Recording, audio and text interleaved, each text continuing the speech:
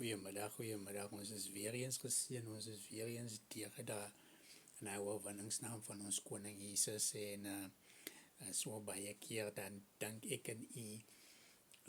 dat ons is sommer in die oopvlakte. Maar Psalm 125 hy sê rondom Jerusalem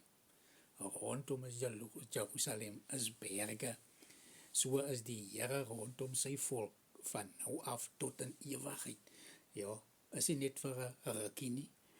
is hy net vir nou nie, is hy net vir netto nie, is hy net vir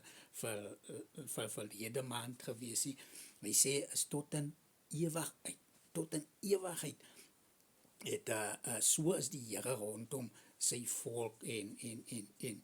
vandag as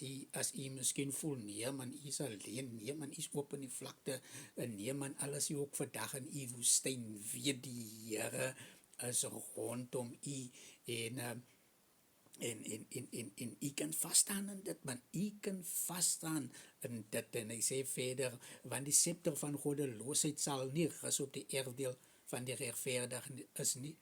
sodat die regverdiges hulle hande nie sal uitsteek na onreg nie, sodat ons hande sal uitsteek na onreg nie, so ons moet ons daarteen waak, dat ons hande uitsteek na onreg nie, want dan is hy berge nie meer rondom ons nie, dan is ons nie meer so beskermd nie, maar hy woord sê, die Here doen goed aan die goeies en aan die wat opreg is in hulle harte. So enig iets wat u doen, enig iets wat ek doen, as u opreg is in die hart, die Here kyk na, ons het in die kerk, het ons die woman, thou art loose, wat sê, jy is vrygemaak man, jy is vrygemaak, en wat baie uitstaan, wat die vroue baie uitbring in die maand is dat God sien,